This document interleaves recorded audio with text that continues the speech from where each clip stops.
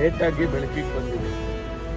ಡಿಸೆಂಬರ್ನಲ್ಲಿ ಮತ್ತು ಜನವರಿನಲ್ಲಿ ಆಗಿರ್ತಕ್ಕಂಥ ಘಟನೆ ಅದು ಯಾರಿಗೂ ಗೊತ್ತಾಗಿಲ್ಲ. ಆಮೇಲೆ ಅವ್ರು ಯಾರು ಎಲ್ಲೂ ಕಂಪ್ಲೇಂಟ್ ಕೊಡೋದಾಗಲಿ ಅಥವಾ ಹೇಳ್ಕೊಳ್ಳೋದಾಗಲಿ ಮಾಡಿಲ್ಲ.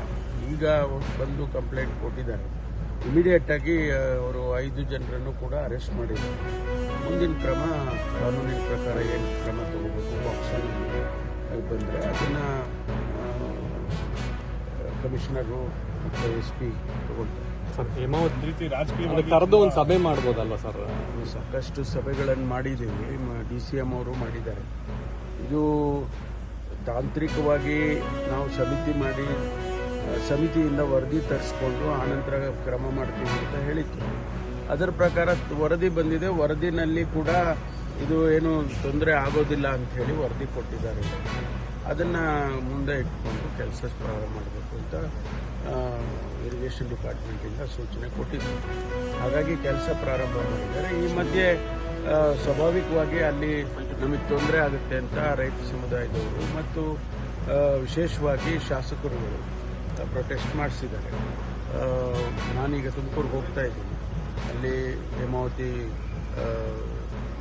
ಅಧಿಕಾರಿಗಳನ್ನು ಕರೆದು ಚರ್ಚೆ ಮಾಡಿ ಅದನ್ನು ಸರ್ಕಾರಕ್ಕೆ ತಿಳಿಸ್ತೇವೆ. ಸ್ವಾಮೀಜಿಗಳಲ್ಲಿ ಹಾಲು ಮತ್ತು ತರಕಾರಿ ಅದನ್ನ ಮಾಗಡಿಯಲ್ಲಿ ಮಾರಾಟ ಮಾಡೋದಕ್ಕೆ ಬಿಡಲ್ಲ ಅಂತ ಹೇಳಿ ಬಾಲಕೃಷ್ಣ ಹೇಳಿದ್ದಾರೆ. ಇಷ್ಟೊಂದು ದ್ವೇಷದ ಮಟ್ಟಿಗೆ ಇಲ್ಲ, ಅದು ನನಗೆ ಗೊತ್ತಿಲ್ಲ. ಒಬ್ಬರೊಬ್ಬರು ಶಾಸಕರುಗಳು ಸಂಯಮದಿಂದ ಹೋಗಬೇಕಾಗ್ತದೆ. ಆದರೆ ಆ ರೀತಿ ನನಗೆ ಗೊತ್ತಿಲ್ಲ. ಅದು ಹೇಳಿಕೆ ಬಂದಿರೋದು ನಾನು ನೋಡಿದೆ. ಸರ್ ಸ್ವಾಮೀಜಿಗಳ ಮೇಲೆ FIR ಹಾಕಿದ್ದಾರೆ ಅನ್ನೋಂಥದ್ದು ವಿರೋಧ ಇದೆ. ನೋಡಬೇಕು. ನಾನೀಗ ಅದಕ್ಕೆ ಹೋಗ್ತಾ ಇದ್ದೀನಿ. Yes sir, thank you sir.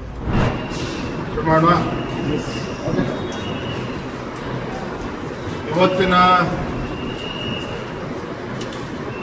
ಇಂದು ನಡೆದಿರ್ತಕ್ಕಂಥ ಕೋರ್ ಕಮಿಟಿಯ ಸಭೆಯಲ್ಲಿ ಏನು ನಮ್ಮ ಪಕ್ಷದ ಹಿರಿಯರು, ರಾಜ್ಯದ ಉಸ್ತುವಾರಿಗಳಾಗಿರ್ತಕ್ಕಂಥ ರಾಧಾ ಮೋಹನ್ ದಾಸ್ ಅವರು, ಸಹ ಉಸ್ತುವಾರಿಗಳಾಗಿರ್ತಕ್ಕಂಥ ಸುಧಾಕರ್ ರೆಡ್ಡಿ ಅವರು, ಮಾನ್ಯ PS ಯಡಿಯೂರಪ್ಪನವರು, ಬೊಮ್ಮಾಯಿ ಅವರು, ಎಲ್ಲ ನಮ್ಮ ಕೋರ್ ಕಮಿಟಿ ಸದಸ್ಯರು ಕೂಡ ಇವತ್ತಿನ ಸಭೆಯಲ್ಲಿ ಭಾಗವಹಿಸಿದರು. ಅನೇಕ ಸಂಘಟನಾತ್ಮಕ ವಿಚಾರಗಳನ್ನು ಚರ್ಚೆ ಮಾಡಿದ್ದೇವೆ. ಸಂಘಟನೆಯನ್ನು ಹೇಗೆ ಬಲಪಡಿಸಬೇಕು, ಮುಂದಿನ ದಿನಗಳಲ್ಲಿ ಜಿಲ್ಲೆಗಳ ಪ್ರವಾಸವನ್ನು ಮಾಡಿ ನಮ್ಮ ಜಿಲ್ಲಾ ಪಂಚಾಯತಿ, ತಾಲೂಕು ಪಂಚಾಯತಿ ಚುನಾವಣೆಗಳು, ಎಲ್ಲ ಚುನಾವಣೆಗಳ ಹಿನ್ನೆಲೆಯಲ್ಲಿ ಸಂಘಟನೆ ಬಲಪಡಿಸ್ತಕ್ಕಂಥ ನಿಟ್ಟಿನಲ್ಲಿ ಕೆಲವು ಚರ್ಚೆಗಳನ್ನು ಕೂಡ ನಾವು ಮಾಡಿದ್ದೇವೆ. ಬಹಳ ಪ್ರಮುಖವಾಗಿ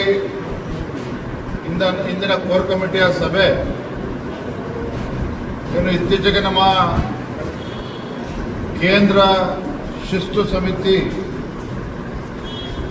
ಬಸವನಗೌಡ ಪಾಟೀಲ್ ಯತ್ನಾಳ್ ಶಾಸಕರೇನಿದ್ದಾರೆ, ಅದೇ ರೀತಿ SD ಸೋಮಶೇಖರ್ ಅವರು, ಶಿವರಾಮ್ ಹೆಬ್ಬಾರ್, ಈ 3 ಜನ ಶಾಸಕರ ವಿರುದ್ಧ ಶಿಸ್ತು ಕ್ರಮವನ್ನು ಕೈಗೊಳ್ಳಬೇಕು ಅಂತೇಳಿ ನಮ್ಮ ರಾಜ್ಯ ಕೋರ್ ಕಮಿಟಿಯಲ್ಲೂ ಕೂಡ ಚರ್ಚೆ ಆಗಿತ್ತು. ಕೇಂದ್ರದ ವರಿಷ್ಠರ ಗಮನಕ್ಕೂ ಕೂಡ ತಂದಿದ್ವಿ. ಅದೆಲ್ಲದರ ಪರಿಣಾಮವಾಗಿ ಇವತ್ತು 3 ಶಾಸಕರನ್ನು ಪಕ್ಷದಿಂದ 6 ವರ್ಷಗಳ ಕಾಲ ಉಚ್ಚಾಟನೆ ಮಾಡಿದ್ದಾರೆ. ನಮ್ಮೆಲ್ಲರ ಅಭಿಪ್ರಾಯಗಳ ಮೇರೆಗೆ ಹಾಗಾಗಿ ನಾವು ಕೇಂದ್ರದ ವರಿಷ್ಠರಿಗೆ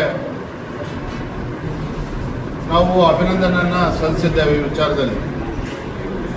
ಎರಡನೇದಾಗಿ ನಾವೆಲ್ಲ ನೋಡಿದ್ದೇವೆ, ಪಹಲ್ಗಾಮ್ ಘಟನೆಯ ನಂತರ